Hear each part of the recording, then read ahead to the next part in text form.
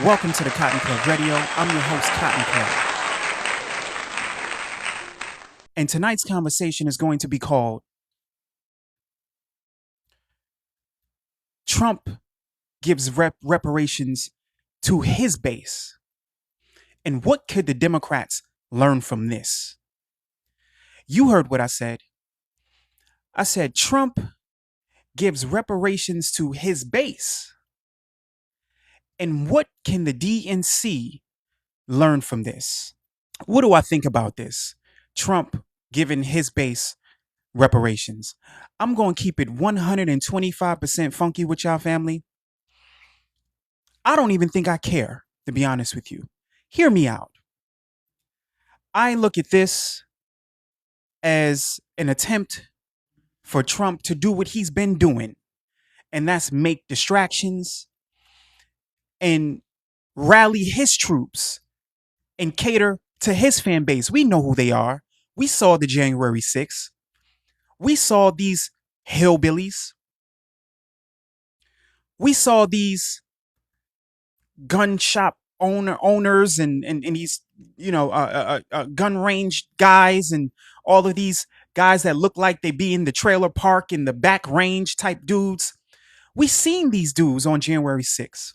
Type of dudes that look like all they do is go to the firing range all day. These are the type of individuals that go around pressing black folks who walk in certain neighborhoods, watching black folks real hard. We know who these people are. We call them YT supremacists or suspected YT supremacists. We know who Trump's base is, family. So we don't even need to get into that. All black people knew when we saw those beers, them Bud Lights, and those Confederate flags at the White House during that January 6th event. We knew what that was. We knew it was going down. Black folks knew. We knew that these people had a lot of Bud Lights and they was going to do something real, real stupid. And they did. So what is Trump doing with this reparations? We know that the January 6th, a lot of those guys got convicted, got a little bit of time, etc. Trump gave them, Trump let a lot of those guys off. And now is the big payback to the DNC. Now Trump is saying, you know what?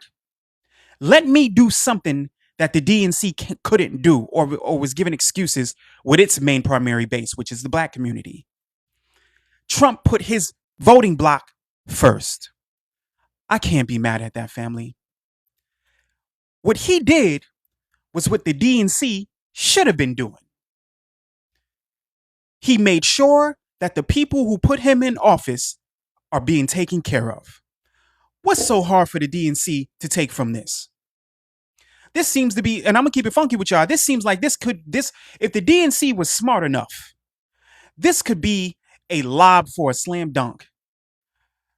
Because for so long, they've been telling black folks what they can't do and how they can't specify and they can't be specific and they can't do nothing for a specific group or nothing like that. But Trump figured out a way to do something for a specific group. Trump figured out a way to mess with paperwork and do what he had to do to legitimize his claim and work with this person and work with that person and find out who was a victim, or in this case, a fake victim, because we know none of those guys, those January 6ers were victims.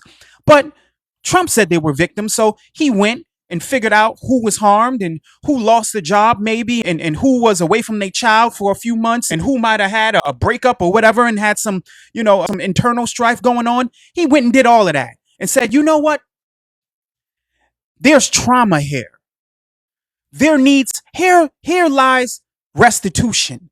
I need to do something for my people, the people who put me into office. I don't think that's a bad thing. I think the Democrats could learn a lot from this move.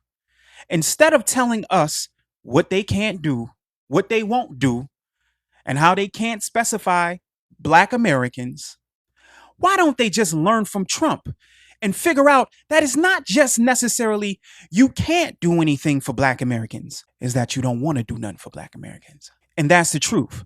Because if Trump could do what he's doing for these hillbillies, make up, whatever, we know our plight. with reparation is real.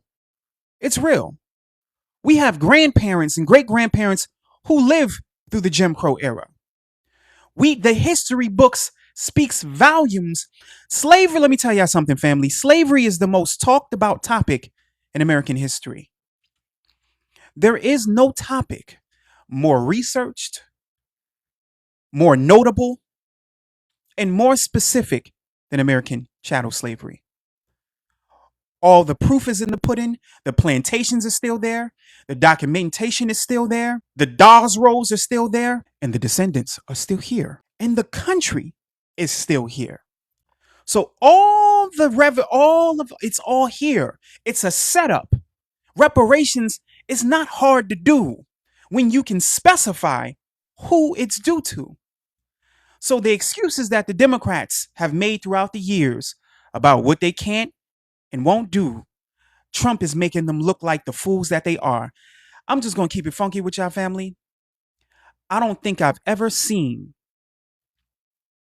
and I'm talking about the DNC, a political party in the modern time so clumsy, so politically clumsy, so politically backwards, so politically inept than this Democratic Party in modern times, family. I don't think I've seen anything like this. How could you it's been a domino effect of all the bad moves they've been making, family. It's been a domino effect. You isolate and cut off your primary voting block. You then move in or try to attempt to move in a foreign voting block that doesn't really rock with you, and you give them all the tangibles they want, but then they vote for the other voting block, and you fail your election, and you still won't cater to your primary voting block. The DNC still doesn't get it. They still haven't asked the Black community, the Black American community, what do you need?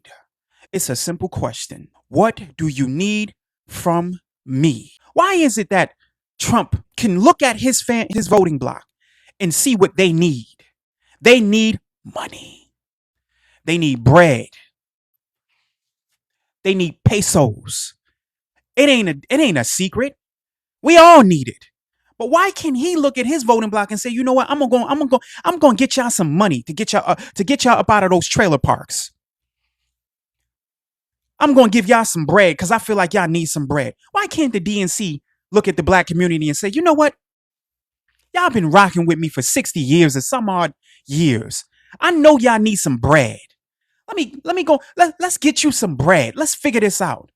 Let's do the stipulations. Let's do the paperwork. Let's cut corners. Let's go around what we need to go around to make it happen. Instead, we get all these excuses why they can't do this, why they can't do that. And Trump just making them look dumb as hell, family. Can I keep it funky with y'all tonight, man? This move by Trump makes the DNC look politically inept.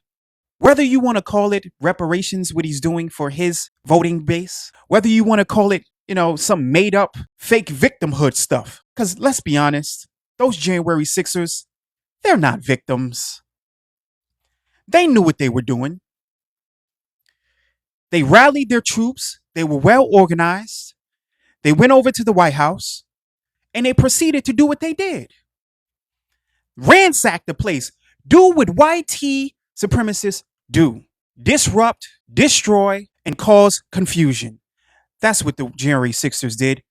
That's what they did, family. We know what they're about, but somehow, some way, they have someone who's looking out for them. Someone who wants them to get bread. Someone who wants to see them get paid. But here we are. The DNC just can't see that. They can't see that Black Americans, foundational Black Americans, need to get paid. We don't have the opportunities that immigrants have. Can we talk about this, family? Can we talk about the difference? Because a lot of times these things go unnoticed and people don't talk about it. Let's talk about the advantages and disadvantages of being an immigrant versus being a foundational Black American. The advantage of immigrating here, you have a mother country that you can go back and forth to. You have a mother country where you can take the American dollar, double it up back in your country, buy property, feed your family, real estate, etc. Do whatever you choose, and you can go back and forth. You can have a career here that's not even really a crazy paying job. You could be a nurse assistant or whatever. But that check goes a long way in the Dominican Republic. That nursing assistant check go a long way in Haiti. That nursing assistant check go a long way in certain parts of Africa. So you're able to be more financially flexible when you're an immigrant. Black Americans don't have that advantage. This is our mother country. We ain't got nowhere else to go. We can't take the American dollar nowhere else and it double up in value. We can't do nothing. All we can do is go to a bank and say, hey, this is my credit. I need a loan. And they may look at you and they may say, well, you need to go home because you ain't getting no loan from here. Then an immigrant can go to that same bank. And because he has ties and commerce at home and business that he fluctuates here and home, and he owns a bodega, he can go to that same bank and ask for the same loan you asked for. And he only been here for 8 months or a year. And the bank will give him that loan, that $145,000 loan, that $250,000 loan. The bank will give it to him. This is the advantage that the immigrant has that the Black American does not have. We don't have the advantage of going to anywhere else to make money and having our dollars triple up. That's the advantage of the immigrant. Black Americans, we're here and we get defecated on by the banking systems. Nobody care about lending us a hand. I'll tell y'all a story. I remember having a conversation with a friend of mine who was Filipino, and he slipped up and he told me something he wasn't supposed to tell me.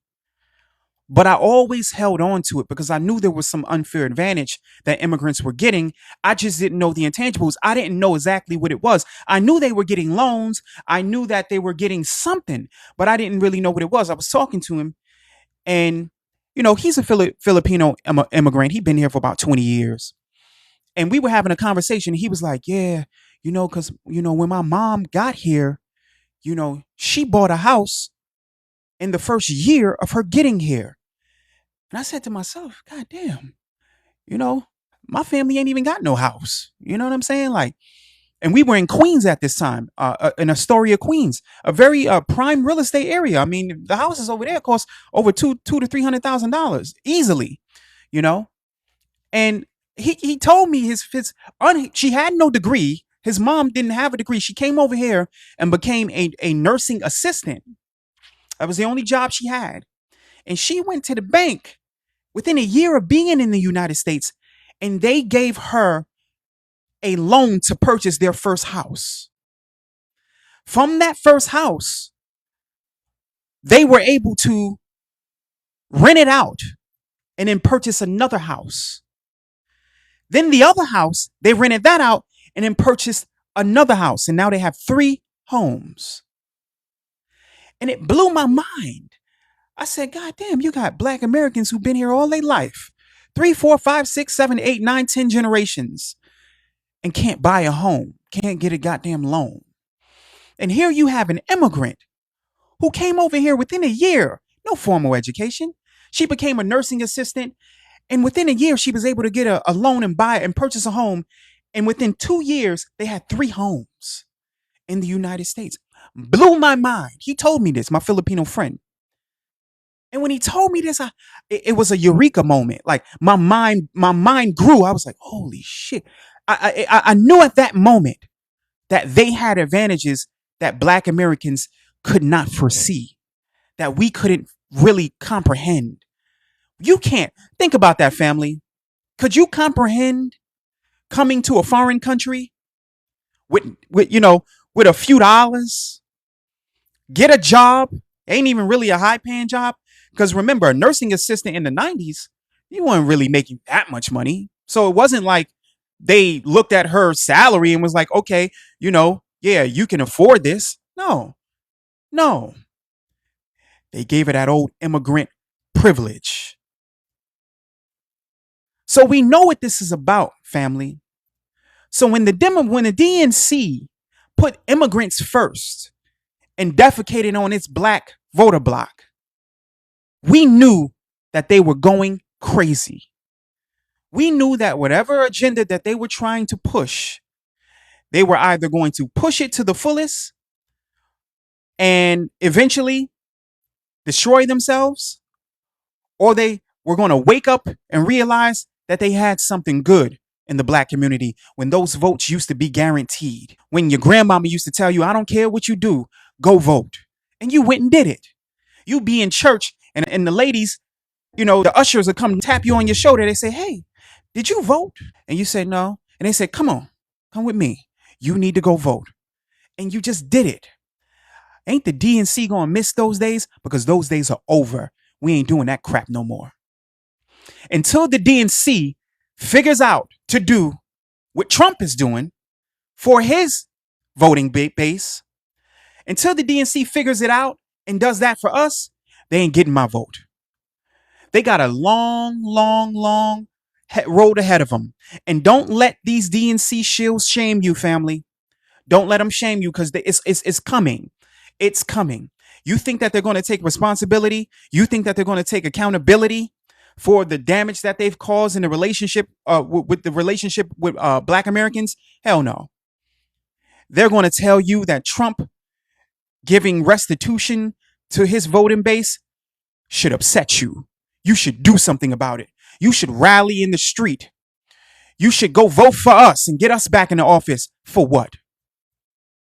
Why should DNC, Shields, why should we vote for you? Why should we vote for the DNC and get him back in the office? Because Trump is giving restitution to his and catering to his voting base. We're supposed to be upset about that. We're supposed to do your job and get in the street and say anti-Trump rhetoric, because you people's jobs are being in jeopardy. You got to come with something better than that. So what can the DNC learn? They can learn how to put their voting base first. They can learn to stop making goddamn excuses. They can learn how to cut corners and go around things to make it happen for your voting base, because they put you in power. They support you. They come out and vote for you. They do the things that other people won't do. You understand what I'm saying, family? So no, I'm not upset, with this whole Trump situation. I know DNC Shields want us to crash out and say, oh man, why the YTs getting reparations before us? Why are the YTs getting restitution before us? We should go vote. Hell no. I'm not voting for anything. I need tangibles. We need tangibles. DNC. We don't need hope. We don't need excuses. We don't need I told you so. We need you to go in there and do what you're supposed to do, and we're sick of it. This is an embarrassment to the DNC that Trump could do this in just his second term, and Obama couldn't do this. The excuses, we've had enough. We don't want a black face in a high place doing nothing but just being a black face in a high place. We're tired, family. We need these people to actually put us first. And if they don't do that, they ain't getting my vote. They ain't getting my vote, family. So where do we go from here? Because on Cotton Club Radio, we can break this down thoroughly, but I like to give solutions. I'm a solution-based thinker. I'm a critical thinker. I can give you the nitty-gritty, but I like to get to the solution, because the solution, to me, is the most important part, because that will tell us and give us framework on how we need to go about getting what we need and solidifying what we need. To hell with these YTs. You know, what Trump is doing for the YTs, to hell with them. Let them do what they got to do. We still need ours. We still need ours, DNC. And if you think that we gonna vote for nothing, you got another thing coming. So what's the solution, family? What are we gonna do? I'll tell you this. This is the solution. We need to start giving ultimatums. This is what we gonna do if you don't do this. This is what we need if you don't have this. This is what you will do, and this is what we won't tolerate. Point blank, period. There's nothing else. The days of Black Americans being docile and politically inept are over. The days of Black American being intellectually and politically inferior are over. We know what we want. We know how to get it. And DNC, if you want to get back into office, you give us what we want. Point blank, period. You get what you get in office. We get what we want. We all go home happy. What Denzel said in Training Day, you want to go to jail, or you want to go home? Which one, DNC? You want to get into office or you want to lose your job? I don't care. Because my people have been needing restitution for 400 years. My people have been lynched. My people have been enslaved. My people have been Jim Crowed, segregated, and black coded. Towns burnt to the ground. Our people violently assaulted in all the craziest ways for hundreds of years. You can read the book 100 Years of Lynching by Ralph Ginsburg that details the newspaper articles of all the lynchings taking place in the early 18th century and to the 19th century. Newspaper articles. Family, y'all make sure y'all get that book, 100 Years of Lynching. Read that book so you can see what our ancestors were enduring with these YT minions. Boy, I got some other words for these people. But you go ahead and read that book, 100 Years of Lynching, by a YT man, actually a Russian dude by the name of Ralph Ginsburg, where he makes a compilation of all the newspaper articles of lynchings taking place in America from 18th century to about early 19th century. And you read some of the stories, family, what they were doing to our women, children, men, brothers, sisters, auntie, uncles, hunting them like they were deer, hunting them like they were cattle or something. We were being hunted. We know about all the towns being burnt to the ground and the draft riots and all of the above into the modern era with mass incarceration. We know about the prisoner leasing. We know all the damage has been done. What the hell is taking so long with our restitution? Why do we need to carry the load of unfinished business that our ancestors can't rest in peace about? They can't rest in peace. They're the ones fueling us and telling us, whispering in our ears and saying, we need restitution and it's your job to go get it. So that's what we're here for. That's what you're here for, family. You're here, Red Summer. You're here to make sure that whatever they did to make sure that we here today, we made it, family. Whatever they did, it doesn't go in vain. It don't go in vain. So whether or not the DNC wants to get their jobs and keep their seats, they arguing about their seats, and this is, they redistricting things and they talking about their seats. We're losing jobs. We're losing our seats. I don't give a damn. I don't give a damn about a seat. If you want your seat, you better want to do some reparations for foundational Black Americans. And don't act like you don't know who the hell we are. We've already delineated. Everyone knows who we are. We've seen the podcasts, everybody acting dumb. We've seen podcasts where dudes are bringing foreigners to the panel and asking them about Black American FBA reparations. And we see Black foreigners acting like Black foreigners, being silly. when YT asks them about foundational Black American reparations, what do they say? I don't. I'm Somali. I'm Ugandan.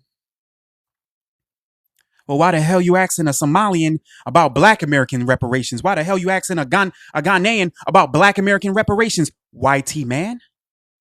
Because they play the game.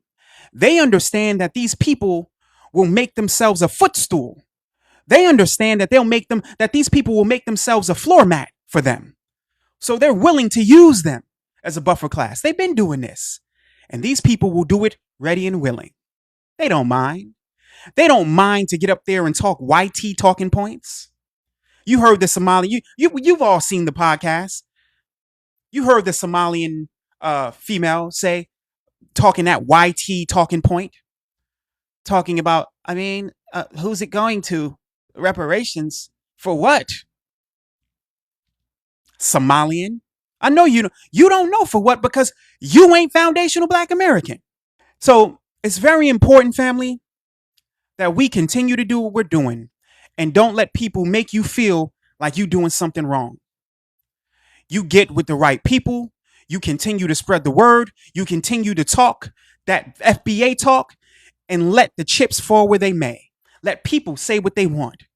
They want to disrespect us. They want to call us out of our name. They want to spread misinformation. The DNC wants to scatter as many shields in these spaces as they can. And we know them when we hear them. So, in conclusion, I don't really care about Trump giving restitution to these YT hillbillies. I don't really care. I care about what the DNC is going to learn from what Trump is doing. And are they going to implement similar tactics to give foundational Black Americans a leg up in these United States of America that our ancestors built, sustained, fought, and got deleted for? And yet and still, we're still here. The king. Look. Let your angels sing. I ain't twisted, this ain't the Henny talking for me. This is literally Malcolm Little talking through me. I ain't possessed, this is just when spirit meets the flesh. And a revolutionary is born, nothing less. It's hard for me to cope with stress, especially when I see the world much different from the rest. I can't sleep, nightmares, waking up, cold sweat, wondering if I ever made it, will they do me like the rest? It's for my Black souls who really too upset to rest, so they wander through my dreams. Please tell me what this means. Glove Radio.